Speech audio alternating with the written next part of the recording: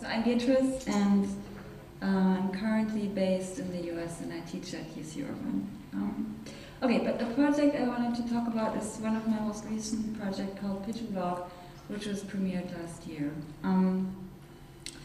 And what we were interested, PigeonBlog, what we're interested in doing was sort of trying out of the collaborations between humans and homing pigeons with the attempt to find a rather provocative way to draw attention to the air pollution conditions in Southern California could indeed work. You know, what would it mean to sort of work and play together, even though there's a hierarchy between animal-human sort of relationship here.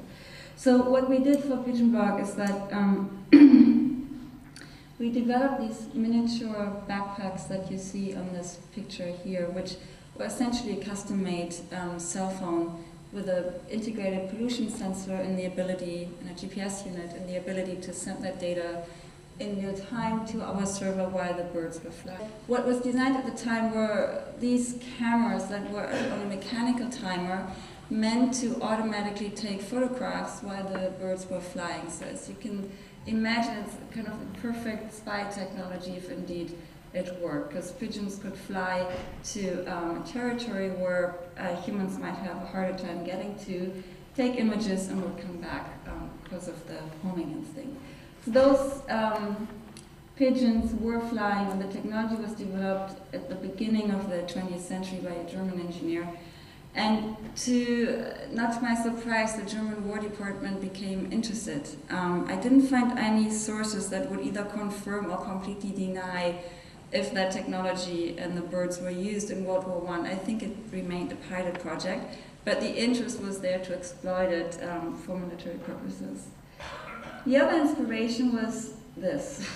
that was me moving to Southern California, which occurred 4 years ago, and for those of you who have never been to LA, it can come a little bit as a shock, just the amount of highways and the amount of pollution, especially in the time that you as an individual spend on these highways in the pollution and in the traffic, because LA does not have much to offer in terms of public transport.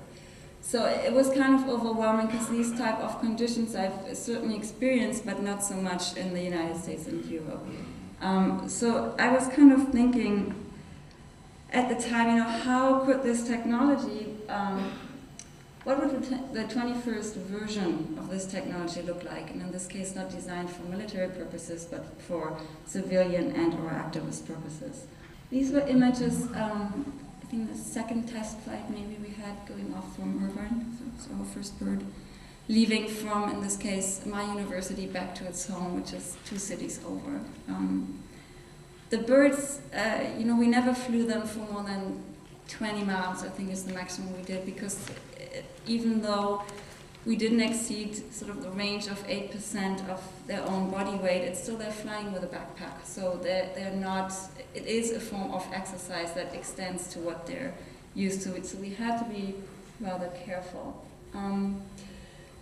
I mentioned that the data was sent back in real time to our server, and the reason we were doing that is because we wanted to visualize what the birds were reporting on in real time. So here we did it over Google Maps. So if you look at the legend, you can see yellow is, in this case, the highest value, and black is rather low. So all this, so you have a sort of mid-red here and rather black here. And you could use the interface that each time that data was being sent, we would create this visual marker that later when you would play back, you can roll over and see what the values were at that particular location. It's going to be fun. So it's really more, it's our first test flight. It's not documentation of the public releases. So I wanted to show you a little bit more about the process that actually took to develop this. So a battery, SIM card, antenna. Like I said, we have communication with the cell phone towers. Kind of important. This has my name and address on, or name and phone number. And this little thing is a computer chip that registers when he comes home. I'm going to go over his head.